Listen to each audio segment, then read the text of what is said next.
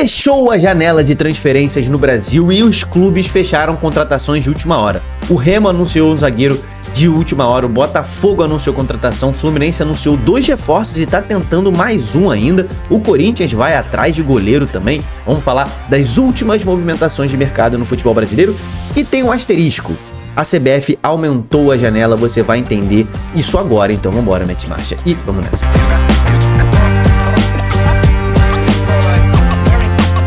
Fala, torcedores e torcedoras fanáticos e fanáticos, eu me chamo Diogo Cunha, seja bem-vindo ao Torcedorismo. Vamos falar dos últimos reforços, né? O Remo anunciou zagueiro internacional, Fluminense anunciou zagueiro, centroavante, maior contratação da história do Fluminense, Botafogo anunciando retorno de ídolo. Vamos falar sobre tudo isso nesse vídeo, se inscreve aqui no canal e você vai entender primeiro por que a CBF aumentou a data para inscrever novos jogadores e como isso funciona. Tem uma pegadinha aí. Mas repito, antes de mais nada, se inscreve no canal. Comenta aqui embaixo, me inscrevi por esse vídeo aí, me inscrevi, você é muito bem-vindo. Eu vou estar olhando os comentários e agradecendo quem se inscrever aqui nesse momento. Deixa a curtida também, deixa aí o hype, que é muito importante para ajudar o canal a chegar a mais pessoas, né? Vocês sabem que o torcedorismo é feito por vocês, eu preciso da ajuda de vocês, né? A gente aqui não é independente, então a sua curtida faz esse canal crescer cada vez mais e é simples, é de graça. A CBF criou uma janela extra de transferências. Isso quer dizer que os seus times, seu time vai continuar podendo contratar jogadores? Sim e não. Não, porque a janela de transferências internacionais fechou. Ou seja, se seu time quiser contratar um jogador do futebol exterior, que não joga no Brasil, meu irmão, só aqui 20 de julho a 11 de setembro de novo. A janela internacional do Brasil reabre só no dia 20 de julho e fecha de novo no dia 11 de setembro, tá? Então, se quiser contratar um jogador internacional, vai ter que esperar até o dia 20 de julho para inscrever. Se quiser contratar agora, você pode, mas o cara só vai poder jogar a partir do dia 20 de julho. Mas então por que você falou que sim, Diogo?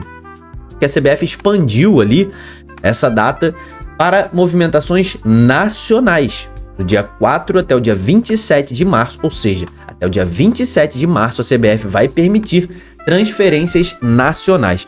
Isso aconteceu por um pedido dos clubes, porque os campeonatos estaduais vão até ali o dia 8 de março, né? Então, a maior parte dos regionais estaduais, eles acabam no dia 8 de março e muitos clubes estão disputando as fases finais dos estaduais. Muitos jogadores, como por exemplo, o Dantas, zagueiro do Novo Horizontino, que está super especulado, super requerido no mercado, né?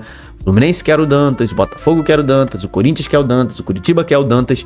Muitos times estão ali envolvidos em jogos importantes, muitos jogadores também, eles não vão abandonar os seus times no meio das finais e por isso a CBF ampliou essa janela para que haja essa transferência de jogadores ao final do campeonato estadual.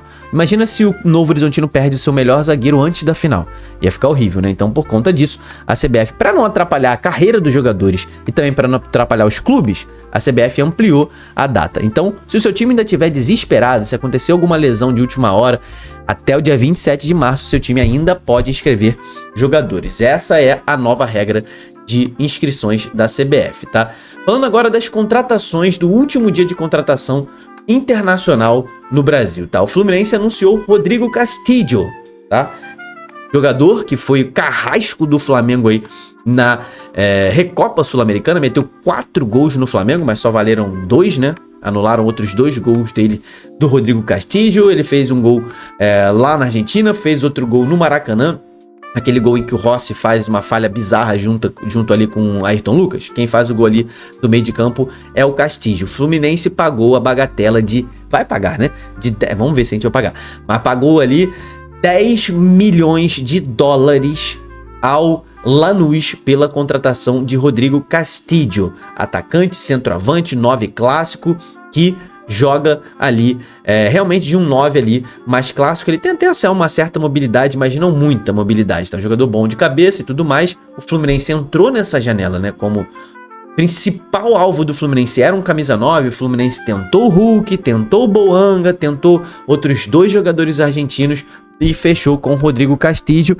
A contratação gira em torno de 10 milhões de dólares, isso você convertendo para o real fica ali em torno de 51, 52 milhões de reais, tá? A maior contratação do Fluminense antes do Castillo era o Canóbio, que foi em torno ali de 34, 35 milhões de reais, tá? Então o Castillo aí, que com a camisa do Lanús disputou só 33 jogos, cara. Ele ficou um ano no Lanús. O Lanús pagou $1,5 milhão e vendeu por 10, um ano depois. Ele jogou 33 jogos, fez 14 gols e deu 4 assistências. Números impressionantes no Lanús, né? O cara tem 18 participações em gols em 33 jogos. Não chega a ser um absurdo, mas num time como o Lanús, que faz poucos gols, ele participou de quase todos os gols que o Lanús fez aí enquanto ele esteve em campo, né? Então é um cara que foi realmente um dos jogadores mais importantes do Lanús na conquista da Copa Sul-Americana. Lembrando que o Lanús conquistou a Copa Sul-Americana 25 e agora venceu a Recopa Sul-Americana em cima do Flamengo. Então, essa era uma das principais carências do Fluminense, e a segunda carência gigantesca era a zaga, né? Então, o Fluminense contratou Julián Millán, um colombiano que jogava no Nacional do Uruguai, também de 27 anos, assim como o Castillo. O Millán, cara, vou confessar pra vocês, é um zagueiro que eu tinha muito poucas informações, tá? O Millán, eu tinha visto ele jogando contra o Bahia e contra o Internacional na Libertadores da temporada do ano passado, né? E contra o Atlético Nacional eu vi também um jogo deles na Libertadores, né? O Nacional do Uruguai ficou no grupo do Bahia e do Inter. Ele teve atuações até boas, seguras, o que dá um pouco de segurança nessa contratação do Fluminense, já que ele é tido internamente no Uruguai como o melhor zagueiro da atualidade no Uruguai, mas a gente sabe que o futebol uruguaio, o nível é bem mais baixo do que o brasileiro.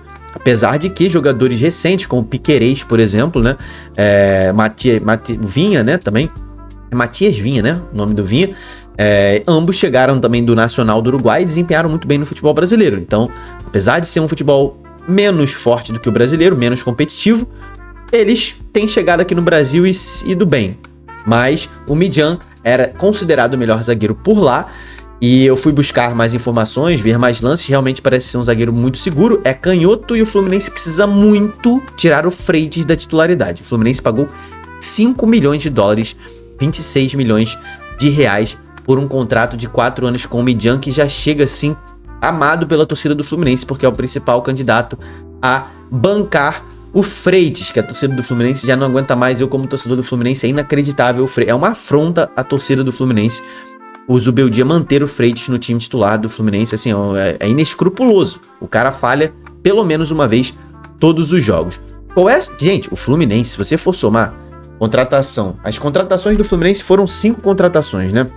Foi agora o Castillo, o Millán, foi o Savarino, foi o Arana e foi o James. Então vamos lá.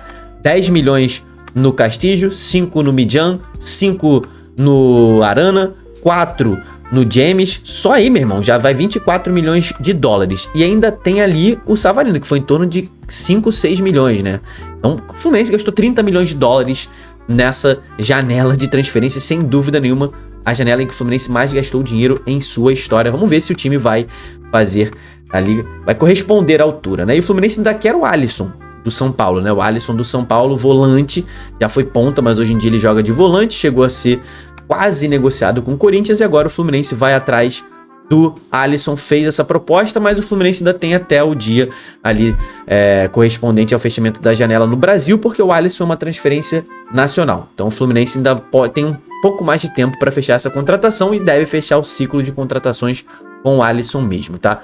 No Remo, meu camarada, Duplex Chamba, do ex-Strasbourg, né? Strasbourg ali, um time ok, né? Do futebol europeu. Ele que atuou pelas seleções de base de Camarões e também pela seleção principal de Camarões, já foi registrado, já tá no BID, 27 anos, o Remo precisava muito de um zagueiro. Olha esse Camarões, meu irmão, o maluco é muito forte, se liga no Chamba. Não conheço, cara, não conheço o Chamba, vou fazer aí uma pesquisa também para que eu traga para você, principalmente torcedor do Remo, entender melhor como o Chamba joga, mas a gente vai ver melhor aqui, né?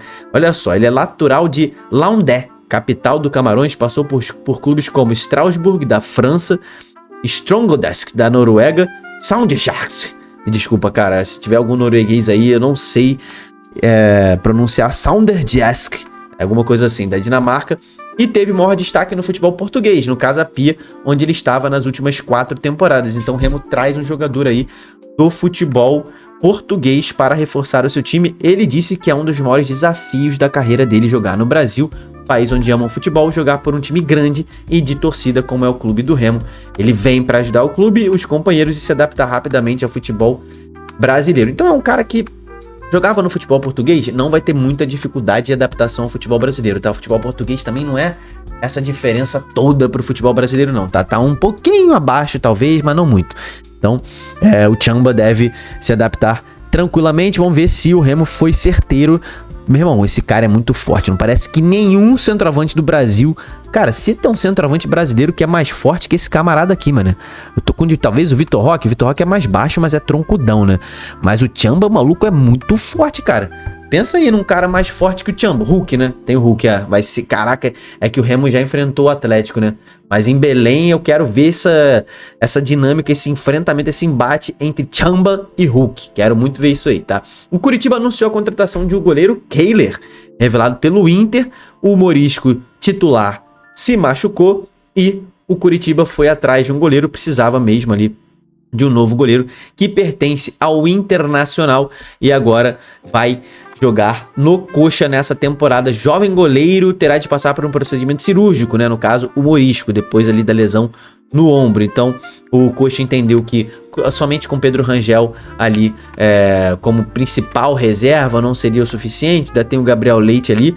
Então, o Inter cedeu por empréstimo o Kehler para o Coxa e assim, vai ter uma baixa absurda, tá? Que o Pedro Morisco é diferenciado. É uma lesão muito ruim pro Curitiba, porque o Morisco vinha salvando o Curitiba na Série A. Então assim, o Kehler, ok, um goleiro bom para disputar ali posição com o Pedro Rangel, mas muito longe. Tanto o Pedro Rangel quanto o Kehler assim estão a léguas de distância do Pedro Morisco. Então o Coxa vai sofrer se continuar deixando tantas finalizações ao seu gol sem o Pedro Morisco, tá? Então, atenção aí, torcedor coxa branca com a defesa, tá? Então, Kehler chegando aí para ser o novo goleiro. O Botafogo anunciou o retorno de Júnior Santos, né? Finalizando detalhes aí para o retorno de Júnior Santos, que pediu para voltar ao futebol carioca, vai ficar por empréstimo até 2026. Ele que é a maior contratação da história do Atlético Mineiro. Se você não lembra, o Atlético pagou 10 milhões de dólares para tirar o Júnior Santos do Botafogo, com um salário de 1,5 milhão de reais mensais, e o Júnior Santos praticamente não jogou no Galo, né? A torcida do Galo quer ver o Júnior Santos muito longe de lá, enquanto a torcida do Botafogo aceitou a volta tranquila de Júnior Santos, o cara que foi ali um dos heróis do título da Libertadores do Botafogo, fez o gol do título inclusive.